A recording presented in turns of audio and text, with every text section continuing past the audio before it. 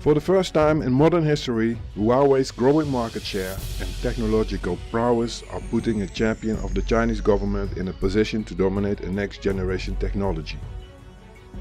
5G will offer hugely faster data speeds than today's mobile technology, which is important for consumers. But 5G will also be the technology that ensures artificial intelligence functions seamlessly, that driverless cars don't crash, that machines in automated factories can communicate flawlessly in real time around the world, and that nearly every device on Earth will be wired together. 5G will be, simply put, the central nervous system of the 21st century economy. And if Huawei continues its rise, then Beijing, not Washington, could be best placed to dominate it.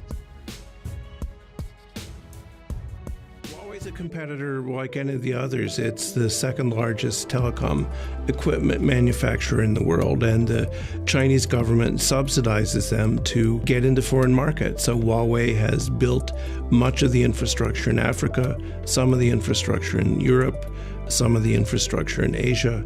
When you pick up your phone and talk into it, there's a fair chance if you're in another country, you're using Huawei technology.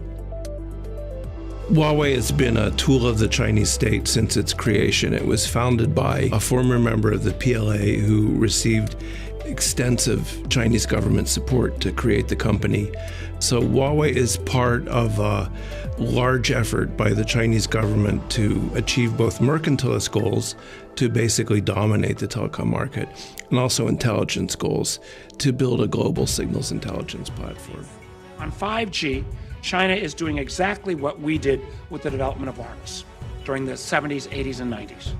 They're building the equipment, creating the network, creating the financing, making a deal that frankly, you can't turn away from to make sure that they're able to spread their technological vision, their equipment vision, and in a way, they're also flooding a lot of the standard-setting bodies that will set the rules for 5G.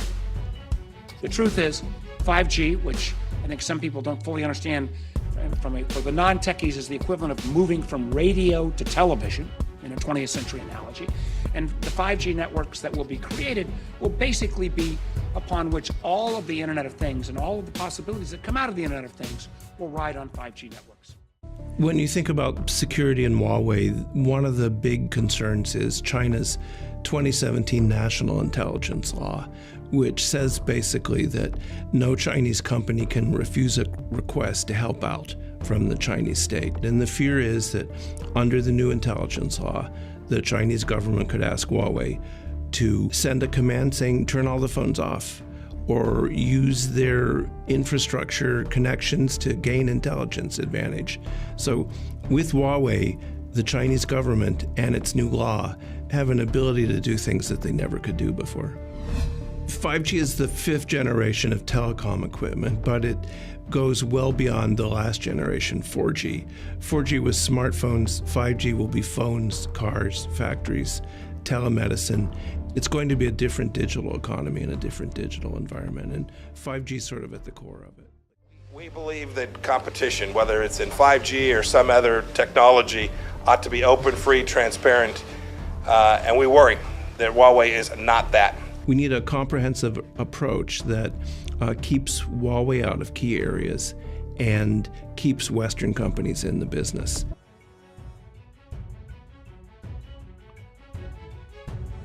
A spokesman of the Chinese Commerce Ministry said, China has emphasized many times that the concept of national security should not be abused and that it should not be used as a tool for trade protectionism. Trump's Huawei ban was bad news for China, as it effectively crippled the world's second largest smartphone maker from its largest source of income. But China is also very much in a position to retaliate, and Apple could be among the ones to suffer. Goldman Sachs analysts estimated in a note to investors that Apple could lose 29% of its profits if China decided to ban Apple sales to retaliate against the Huawei ban in the US. 70% of Apple sales come from China. Huawei has been downplaying the consequences of the US export restrictions. The current practice of US politicians underestimates our strength, founder Reng Zhengfei told Chinese media on Tuesday, and stated, "Our 5G plans will absolutely not be affected." Well, that delay on US companies being banned from doing business with Huawei means the company has just 3 months left of access to the full Google Android mobile operating system. That didn't stop it from launching the latest smartphone from its Honor brand in London Tuesday with the latest version of Android installed.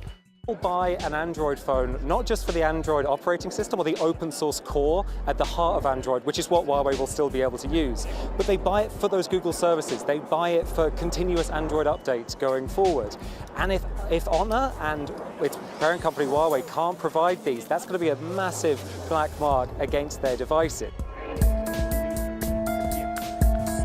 是从后海崛起的。各位媒体朋友，大家上午好。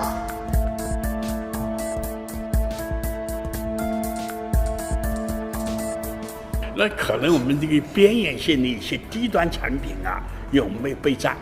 因为我们认为这是迟早淘汰的，我们没有准备，也可能这些东西会有影响，在最先进的领域不会有影响。 就是至少5G 是绝对不会影响，而不仅不影响，至少别人2、3年也不会来追得上我们的。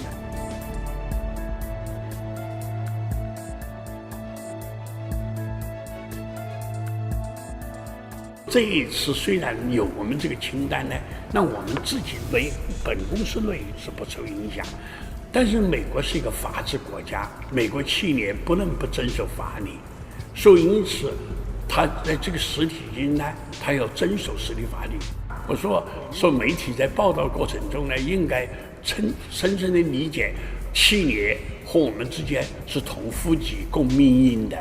确实，一段时间以来，美国破坏贸易规则。 It is true that for some time, the US violation of trade rules has caused some disturbance to international markets, which include both China and the US.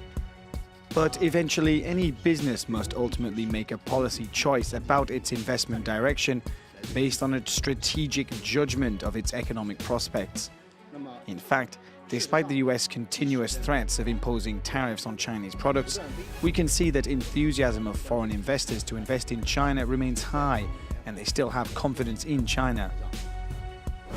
But direct foreign investment into China from the United States increased by 65% in the first quarter of 2019. Total foreign investment was up 6.5%.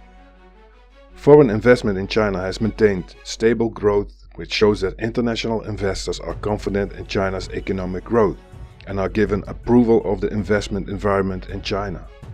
So why is foreign investment up if China is losing the trade war? Meanwhile, in America, research published by the New York Federal Reserve Bank estimated that the latest increase in tariffs will cost households more than $800 annually. So it's clear now that American consumers are picking up the tab for the trade war. The latest round of US tariffs on Chinese imports will cost American households $106 billion a year, the New York Federal Reserve concluded, highlighting the economic costs of the trade dispute. The report, led by Mary Amity, Assistant Vice President at the New York Fed, estimates that the Trump administration's increase in tariffs on $200 billion in Chinese goods will cost the typical household more than $800 annually.